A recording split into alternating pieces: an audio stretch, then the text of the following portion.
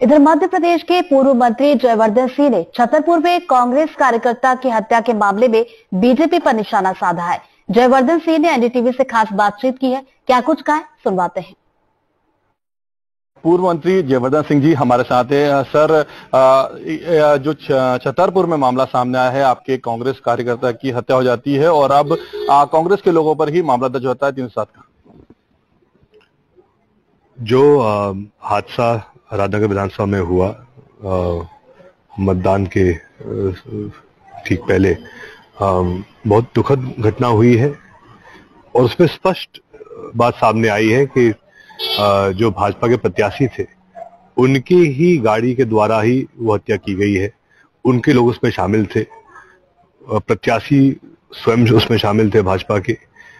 FIR दर्ज की गई, लेकिन आज जो घटनाक्रम सामने आया है कि माननीय प्रदेश अध्यक्ष जो भाजपा के V D Sharma ji SP साहब के पास जाते हैं, दबाव बनाते हैं और उल्टा भाजपा प्रयास कर रही है अब कि हमारे ही विधायक महोदय पर भी उसमें एफआईआर दर्ज की जाए। ये उनकी हल्की सोच है।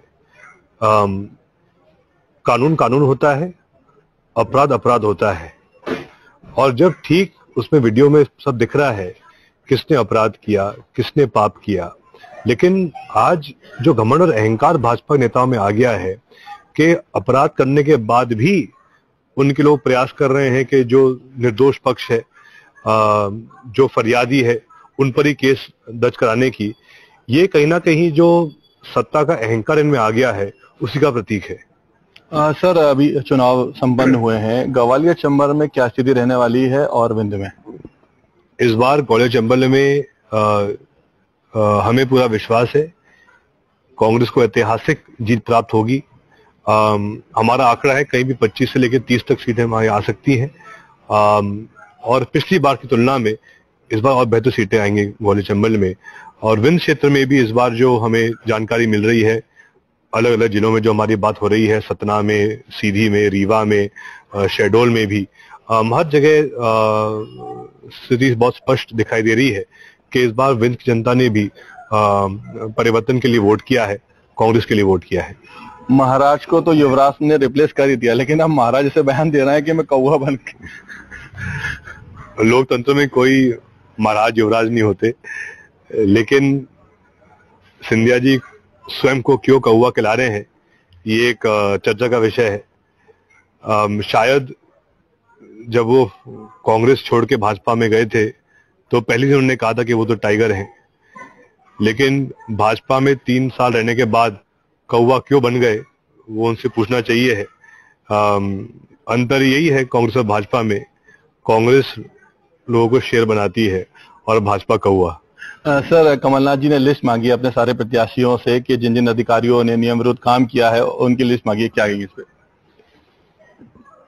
हमेशा मैंने ये माना है कि अधिकारियों को निष्पक्ष काम करना चाहिए है, क्योंकि सत्ता कोई पार्टी की नहीं होती, सत्ता में लगातार परिवर्तन होते रहता है।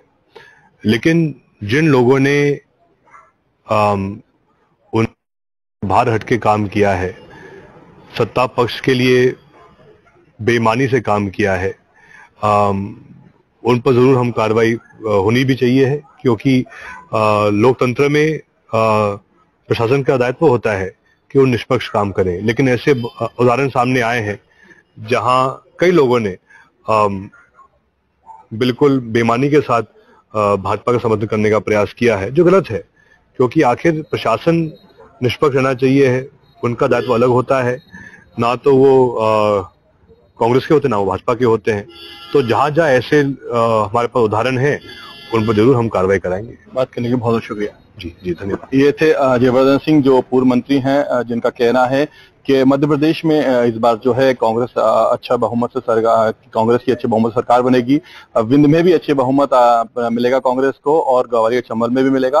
साथ ही उन्होंने जो ज्योतिरादित्य सिंधिया है उन पर ये कहा कि कांग्रेस में वो टाइगर थे और अब भाजपा में कौवा बन गए, ये चिंता वाला विषय है। साथ ही उन्होंने जो अधिकारी कर्मचारी हैं उन पर भी कहा कि हमारे पास ऐसे अधिकारी जो कर्मचारी हैं वो चिन्हित हैं जिन्होंने नियम विरुद्ध जाकर काम किया है, तो कहीं ना कहीं जब सरकारी अधिकारियों का ख्याल रखा जाएगा। कैमरा पर्सन राजू बाथम के साथ एनडीटीवी के लिए भोपाल से इजहार हसन खान।